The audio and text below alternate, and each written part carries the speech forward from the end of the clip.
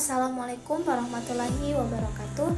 Perkenalkan, nama saya Tizania Nurjana dengan NIM 220602224 dari Prodi Pendidikan Sekolah Dasar Angkatan 2022 IKIP Siliwangi.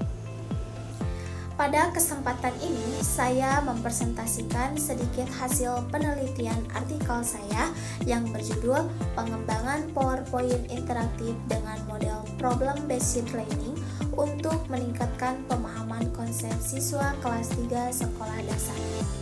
Langsung saja pada bagian yang pertama, penulis dalam pembuatan artikel ini dilatar belakangi oleh 3 permasalahan utama.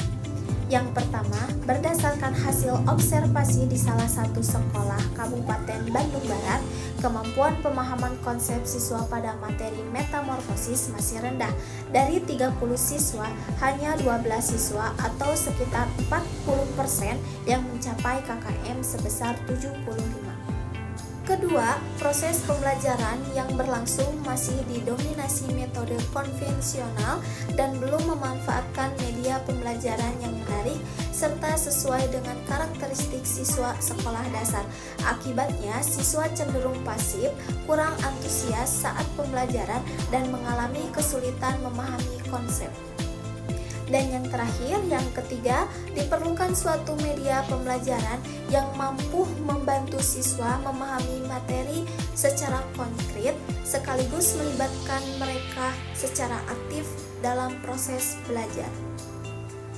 Oleh karena itu, peneliti mengembangkan PowerPoint interaktif yang dipadukan dengan problem-based learning karena media ini mampu menyajikan materi secara visual, audio, interaktif, serta mendorong siswa aktif memecahkan masalah sehingga diharapkan dapat meningkatkan kemampuan pemahaman konsep.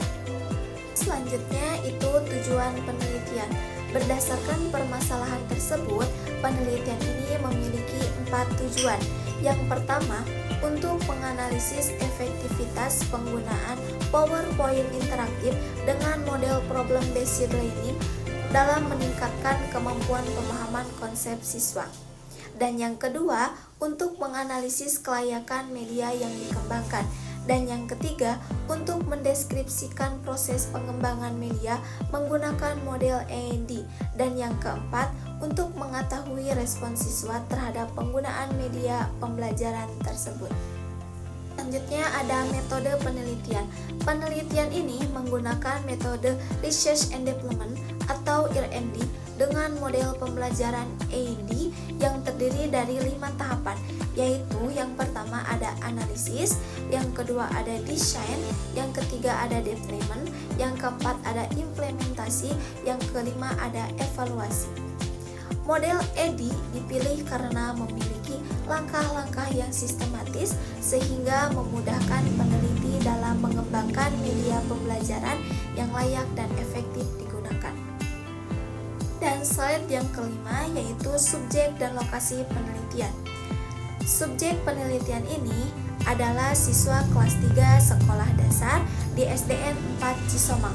Pada uji coba terbatas melibatkan 15 siswa, sedangkan pada uji coba luas melibatkan 30 siswa yang terdiri dari 2 kelas. Penelitian dilaksanakan pada semester genap tahun ajaran 2025-2026. Dan slide selanjutnya yaitu instrumen penelitian. Instrumen yang digunakan dalam penelitian ini terdiri dari 4 jenis. Pertama, lembar validasi ahli untuk mengetahui kelayakan media. Kedua, soal tes kemampuan pemahaman konsep yang digunakan pada saat pre-test dan post-test. Yang ketiga, pedoman wawancara yang dilakukan kepada guru. Dan yang keempat, angket respon siswa mengetahui tanggapan siswa setelah menggunakan media pembelajaran. Selanjutnya, hasil perhitungan endgain memperoleh nilai sebesar 0,75 yang termasuk kategori tinggi dengan presentasi efektivitas sebesar 74,16% sehingga media dinyatakan efektif dalam meningkatkan kemampuan pemahaman konsep siswa. Kemudian dilakukan uji normalitas. Hasil menunjukkan bahwa data pre-test tidak mendistribusi normal karena nilai signifikannya kurang dari 0,05, sedangkan data post-test berdistribusi normal. Karena salah satu data tidak normal, maka analisis dilanjutkan menggunakan uji Wilcoxon. Hasil uji Wilcoxon menunjukkan nilai signifikan lebih dari 0,05. Artinya, terdapat pengaruh yang signifikan terhadap penggunaan PowerPoint interaktif dengan model problem-based learning dengan meningkatkan kemampuan pemahaman konsep siswa. Hasil penelitian atau kelayakan. Hasil penelitian berikutnya adalah mengenai kelayakan media. Media yang dikembangkan terlebih dahulu divalidasi oleh ahli materi, ahli media, dan praktisi atau guru kelas. Hasil validasi menunjukkan ahli materi memperoleh nilai 85%, ahli media memperoleh nilai 86,18%, praktisi atau guru memperoleh nilai 93,75%.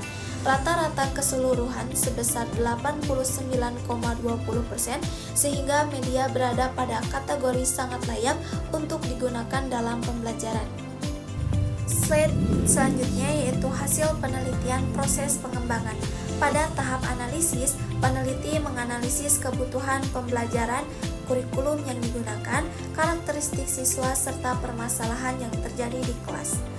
Pada tahap desain, peneliti merancang isi materi, tampilan media, navigasi, animasi, audio, serta menyusun sintaks problem-based learning. Tahap development dilakukan dengan membuat media menggunakan Microsoft PowerPoint, kemudian divalidasi oleh ahli serta direvisi sesuai dengan masukan validator.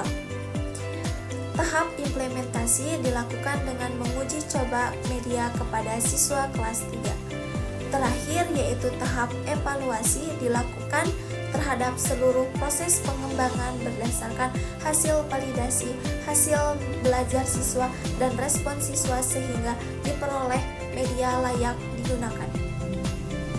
Selanjutnya, respon siswa. Hasil penelitian selanjutnya yaitu respon siswa terhadap media yang dikembangkan. Pada uji coba terbatas diperoleh persentase sebesar 88,52% dengan kategori sangat baik. Sedangkan pada uji coba luas diperoleh persentase sebesar 90,46% juga dengan kategori sangat baik. Secara keseluruhan, rata-rata respon siswa mencapai 89,49% sehingga dapat disimpulkan bahwa siswa memberikan respon yang sangat positif terhadap penggunaan PowerPoint interaktif dengan model problem-based learning. Berdasarkan seluruh rangkaian penelitian yang telah dilakukan, maka dapat saya simpulkan 4 hal. Pertama, PowerPoint interaktif dengan model problem-based learning terbukti efektif, meningkatkan kemampuan pemahaman konsep siswa kelas 3 sekolah dasar. Hal ini dibuktikan dengan adanya peningkatan nilai dari 50,96 pada pretest menjadi 88,08 pada posttest. Nilai N-gain sebesar 0,75 yang termasuk kategori tinggi, serta hasil uji Wilcoxon menunjukkan adanya pengaruh yang signifikan. Kedua, media yang saya kembangkan dinyatakan sangat baik untuk digunakan dalam pembelajaran. Hal ini dibuktikan dari hasil validasi ahli materi, ahli media, dan praktisi yang memperoleh rata-rata 89,20% dengan kategori sangat layak.